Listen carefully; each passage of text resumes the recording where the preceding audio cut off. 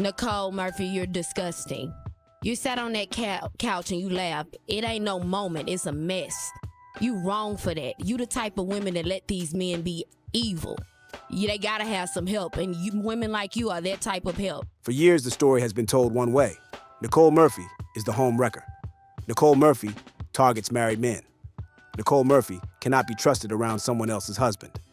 LisaRaye McCoy has been the loudest voice telling that story on podcasts, in interviews, in the specific way that someone tells a story they have rehearsed enough times that it comes out smooth and righteous every single time. She told it about the Antoine Fuqua situation. She told it about what happened in her own marriage. That's true, absolutely true. So what happened exactly? Just what you said. She messed around with my husband. Here's the thing. We've all done something that we regret. We've all made mistakes, and we all have to learn from that. But when you start doing it and being messy enough to do it amongst family, how does a family kiss turn into a I'm sorry apology? Like, what do you mean? You didn't know that she was married? We all know that she was married. And that was 20 years. That's history. You don't do that amongst friends. Right. Because there's no loyalty. Right. There's no loyalty, and you got to look up, and your person that you invite into your house and you celebrating your birthdays and going to games with, you got to look up and they're in Italy with your husband. Right. She positioned herself as the woman who learned the hard way what happens when you let a certain kind of woman into your inner circle. And Nicole Murphy has been largely quiet. That quiet ends now, because Nicole is finally telling her side. And what her side contains, the Gary Payton affair, the Tony Martin situation, the specific pattern that LisaRaye has spent decades performing outrage about in other women while quietly running the same playbook herself, is the kind of information that does not leave LisaRaye's moral positioning intact. This is not a story about one home wrecker and one innocent woman. This is a story about two women who operated by the same code, and only one of them got caught holding the bill. Because my thing is this, when you're a woman and you grown, let's handle it like a woman. Let's talk face to face and let's get it out.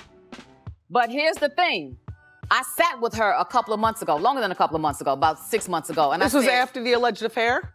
Before. Okay. And I said, let's talk about it, because I waited a very long time for you and I to get like this right here, face to face, you know? Okay. And no, she's talking about Nicole, not me. Right. Right. Relax. And we had a good conversation, because she said to me, you know what? We're two older women that look good that's in the business. I hate this. And I do too, because I hate when we can't bridge the gap between women. You know, we should not be in that position. Right. I will say this. To understand why Nicole breaking her silence lands the way it does, you have to understand how long LisaRaye has been building the narrative. These two women were genuinely close before everything fell apart. Not surface-level industry acquaintance close. Actually close. Birthday parties, home visits. Nicole was at LisaRaye's bachelorette party. The kind of closeness that makes you let your guard down because you have decided someone is safe. LisaRaye has described the friendship in terms that make the betrayal feel sharper. And in doing so, has consistently positioned herself as the trusting friend who should have listened to her mother's early read on Nicole. You allege, too, that Nicole Murphy had relations with your ex-husband. Were you two friends? Mm-hmm. Birthday parties. I've been to her house. She was at my bachelorette party. But you know what? At that time, my mother told me then. She said, but you got to watch that one there. And I was like, who? I said, the one dancing. She said, yes, that's Eddie Murphy's wife. She said, you got to watch that one. Current wife at the time or ex at the time? I want to say I think she was still married. Mm-hmm. They were still married. And I was like, no, And so, when your mom tell you something about new school, you feel like you old school, And she was right. That maternal warning instinct, the sense that something about Nicole around married men required watching. LisaRaye has told that part of the story in enough public forums that it has become almost a set piece in her account of why Nicole cannot be trusted. What she does not tell is what her mother, or anyone else paying close attention, might have been tracking about LisaRaye herself. Because the home wrecker accusation that LisaRaye has been directing at Nicole with such sustained energy sits on a foundation that cracks significantly once you look at what LisaRaye was doing in her own romantic history. I don't want to stress you out by trying to keep up with my lifestyle that I already have and am accustomed to. Why? Because if I'm going to these restaurants just for lunch meetings and it takes you your whole check to take me there, I don't want to stress you out. You cannot hang with me. Let us start with Tony Martin. LisaRaye's first marriage to the NFL player lasted approximately 2 years. By the accounts that circulated from people close to that situation, the marriage ended in significant part because of an affair she was having with Ray Lewis, Tony's friend and fellow NFL player. Not a stranger, not someone from a completely separate world, his friend. Someone who moved in the same professional and personal circles, who Tony trusted, who the betrayal therefore hit on multiple levels simultaneously. When Tony found out, people who were around him at the time described a man who was genuinely shattered, not just by the infidelity itself, but by the specific identity of who it was with. It ain't no moment, it's a mess. You wrong for that. That is the first marriage. The first documented situation in which LisaRaye was the person doing the home wrecking rather than the person having it done to her. Then came the Gary Payton chapter. And this is the one that Nicole Murphy has apparently been waiting to discuss properly, because this is the one that cuts deepest against the moral positioning LisaRaye has built her public narrative on. Gary Payton was married to Monique James when he and LisaRaye started their involvement. By all accounts from people who were around the situation, Gary was not casually interested. He was invested in a way that put real strain on his marriage, paying LisaRaye's bills, putting her in a white Range Rover, the kind of material investment that a married man makes when he has made a decision in his heart, even if the paperwork has not caught up. He was all in, and LisaRaye received all of that. The bills being paid, the vehicle, the attention, the investment. She accepted it from a man whose wife was still in the picture, still in the marriage, still under the impression that her husband was her husband. What happened next is where the story gets particularly pointed. LisaRaye, reportedly emboldened by how deep Gary's investment had gone, went to Monique directly. She made the situation known to Gary's wife. That specific choice, to approach the wife, to make your presence in her marriage visible, to essentially force a confrontation, is not the behavior of someone who stumbled into a situation they did not fully understand. That is the behavior of someone who understood exactly where they were standing and decided to stake a claim. Monique's response was not diplomatic. When the two of them ended up at a basketball game at the same time, the confrontation that followed was physical enough that it required people to physically intervene. Monique was not interested in quiet resolution.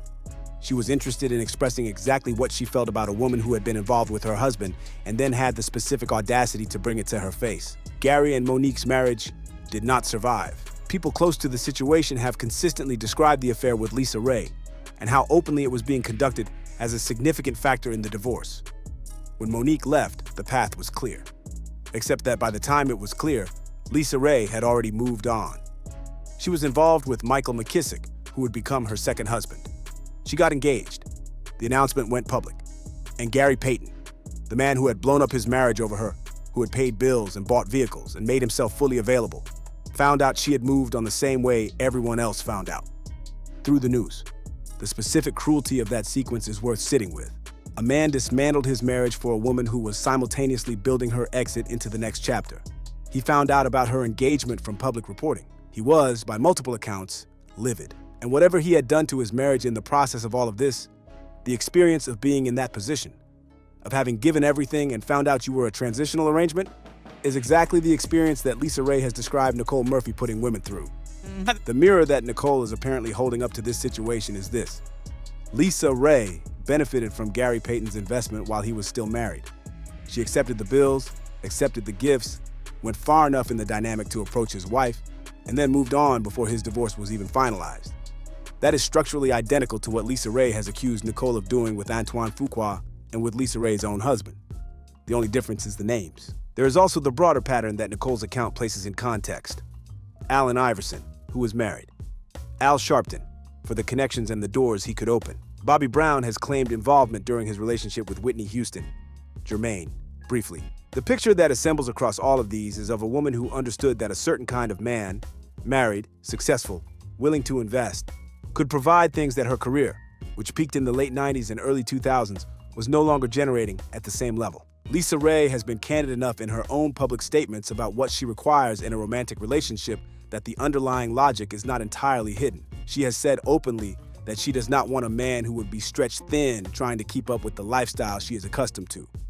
That if going to lunch requires someone's whole paycheck, she is not the right fit for them. The transparency is honest, but it sits in complicated proximity to the accusations she has made about Nicole operating transactionally with men. The logic of "I need someone who can fund this lifestyle" does not stay neatly separated from the question of how that funding gets sourced when the men capable of providing it are attached to other people. Nicole's silence over the years was interpreted by many people as confirmation of guilt, as the absence of a defense from someone with no adequate defense to offer. The specific fury in LisaRaye's public commentary, the language about loyalty and betrayal and what kind of woman goes after someone in their circle, was allowed to stand largely uncontested because Nicole was not matching it with her own account. What Nicole is now providing is that account. And the account places what LisaRaye has been saying in an entirely different light. Not because Nicole's conduct is above criticism. The Fuqua situation happened, and the public record of it is what it is. But because the specific moral authority that LisaRaye has been claiming in order to make that criticism, the authority of a woman who would never do what Nicole did, who values loyalty, who was wronged by someone she trusted, rests on a personal history that directly contradicts it. LisaRaye's mother saw something about Nicole early that LisaRaye dismissed. The older women in our lives sometimes read people with an accuracy that youth and friendship and closeness make it hard for us to credit. LisaRaye has told that story as evidence of Nicole's character. Look, even my mother clocked it. What she has been less willing to examine publicly is what someone watching LisaRaye at that same bachelorette party or at a basketball game where Monique was also present might have been clocking about her. The beef between these two women has lasted long enough and been public enough that both of them have significant cultural investment in their respective positions. LisaRaye as the wronged one, the one with the receipts, the woman who called it accurately and was proven right. Nicole as the one who has mostly declined to engage, who let the narrative run without providing a counter. That imbalance in the public record is what Nicole is now trying to correct. And the corrections she is providing, the Gary Payton details, the Tony Martin affair, the broader pattern of LisaRaye's own history with married men, are the kind of corrections that do not go back in the bottle once they are out. The Antoine Fuqua situation was the moment that crystallized everything publicly. When those photos surfaced of Nicole in Italy with Fuqua, who was married to Layla Rochon, the backlash was immediate, and it was loud. Nicole went on the standard celebrity damage control circuit. The apology, the one-off framing, the assurances that this was not representative of who she was. She characterized it as a mistake, took some responsibility, and attempted to contain the fallout. LisaRaye stepped into that moment with a very different message. She did not just say she did not believe Nicole's apology. She provided specific personal testimony, using her own experience with Nicole and her then-husband as evidence that the Fuqua situation was not an anomaly, but a pattern. That Nicole had done this before, that she knew firsthand. That the apology tour was a performance by someone who had not changed and did not intend to.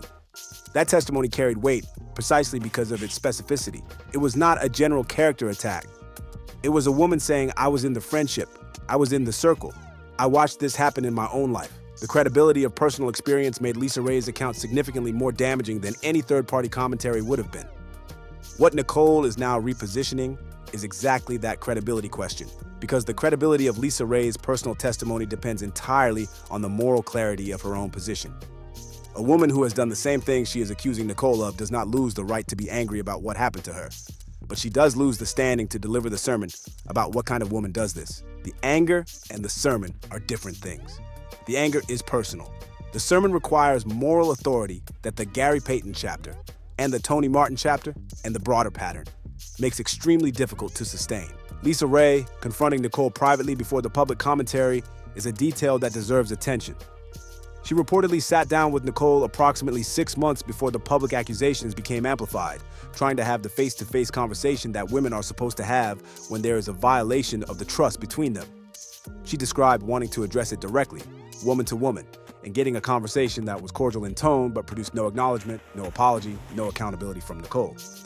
Nicole not apologizing to LisaRaye specifically, not to the public, not to Layla Rochon, but to LisaRaye personally, is the detail that has driven much of LisaRaye's sustained public anger. She could potentially have made peace with the Fuqua situation as a separate matter. What she apparently could not make peace with was the specific betrayal of the friendship, the specific use of proximity and access that Nicole had because of their closeness, and the specific absence of acknowledgement that followed.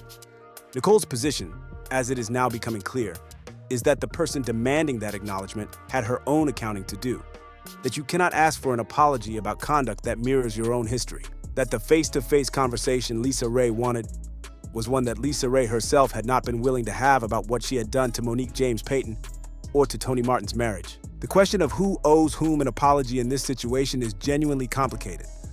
Both women have behaved in ways that caused real damage to real people.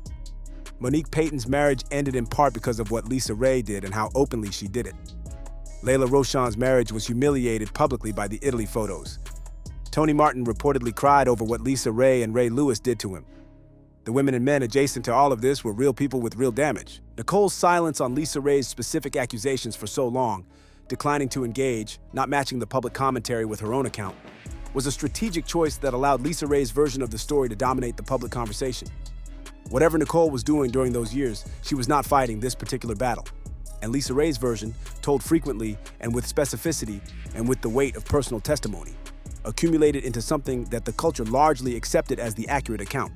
What Nicole is doing now is introducing the evidence that should have been part of the public conversation from the beginning, not to excuse her own conduct, not to pretend the Fuqua situation did not happen, but to insist that the context in which it is being evaluated include the full picture of who is doing the evaluating and on what basis they are claiming the moral authority to do it. LisaRaye built her public account on the foundation of personal loyalty violated. She was the friend who trusted Nicole. She was the wife who was wronged. She was the woman who deserved better and who warned other women about what Nicole represented. Nicole is now building the counter account on a different foundation. One that asks, what does it mean when the woman delivering this sermon about loyalty and betrayal and what kind of woman targets married men has her own documented history of targeting married men? What does it mean when the specific moral authority she has been claiming rests on a personal record that directly contradicts it? It means the sermon does not hold. The anger does. The pain does. The specific experience of what Nicole did in her marriage does. But the positioning as someone whose conduct has been different, whose choices have been better, whose moral standing makes her the appropriate person to deliver this message, that does not hold once the full record is visible. And the full record is now becoming visible, 2 decades later, with significantly more of both women's histories in the public domain than were there when the beef started. And with Nicole Murphy apparently deciding that the version of this story that has been circulating for 2 decades is incomplete enough that she is no longer willing to let it stand unchallenged. The cultural dimension of this beef is worth examining separately from the personal one, because LisaRaye and Nicole Murphy both occupy specific positions in the Black celebrity landscape that make their conflict more than just individual drama. LisaRaye is someone whose career peaked at a very specific cultural moment and whose most iconic work, Diamond and Players Club, gave her a particular kind of street credibility and cultural permanence that her subsequent television work and public persona have been built around. Nicole Murphy is the former wife of one of the most famous Black men in entertainment history, a woman whose visibility has always been shaped partly by that association and partly by her own presence in the culture. Both of them are women of a certain generation, navigating the specific experience of maintaining relevance and dignity in an industry and a culture that does not always make that easy. The choices they have made in their personal lives, including the choices about men, including the choices that have produced this beef, exist inside that broader context. Not as excuses for those choices, but as part of the full picture of what their lives have actually looked like versus the curated versions that get performed for public consumption. LisaRaye performing the role of the wronged woman with better values. Nicole staying quiet while that performance ran. Both of them sitting with private knowledge of a shared history that the public performance was obscuring. That is the story underneath the beef. And Nicole finally deciding to tell it does not produce a clear winner so much as it produces a more accurate and more complicated picture of 2 women who have both made choices they would probably prefer not to have examined this closely. The Gary Payton situation is the linchpin because it is the most direct mirror, not a general accusation about how LisaRaye moved in her personal life. A specific documented situation involving a married man, significant material investment, a confrontation with the wife, and the man's marriage ending as a result, followed by LisaRaye moving on to the next chapter before Gary had fully processed losing the previous one. That specific sequence in the specific context of a woman who has built a public narrative around how unacceptable it is when women target married men is the receipt that changes everything. 2 decades is a long time to carry a one-sided story. The side that has been missing is out now, and the conversation about which of these women owes the other an apology and about which of them has the standing to demand one is finally getting the context it always should have had. LisaRaye has spent years asking the question of how a woman who was supposed to be a friend could do what Nicole did. The answer Nicole appears to be offering is the one that has been sitting in the record the entire time. Someone who has done the same thing to other people's marriages does not get to occupy the moral position of the person who was most deeply wronged by it. The anger is real. The pain is real. But the standing to deliver the sermon is considerably more complicated than LisaRaye has been presenting it. So here is where this sits. Nicole Murphy is finally telling her side of a beef that LisaRaye has been narrating publicly for years. Her side includes the Gary Payton affair, the bills, the Range Rover, Monique's confrontation at the basketball game, the engagement to McKissick while Gary's divorce was still unresolved. It includes the Tony Martin situation, and the Raye Lewis affair, and it includes the broader pattern of a woman who has operated by the exact logic she has condemned Nicole for, just with different men and enough distance of time that she apparently expected the receipts to have faded. They have not faded, and Nicole is done letting them stay in the drawer. You think Nicole has been unfairly carrying the home wrecker label, while LisaRaye's history has been conveniently left out of the public conversation? Or does Nicole's own pattern with married men make the comparison less convincing than she is suggesting? And after this many years of beef, do you think there is any version of reconciliation that becomes possible once Nicole's full account is out? Drop everything in the comments. Hit that like and subscribe, because this story has been running for over 2 decades and the receipts are finally coming out on both sides.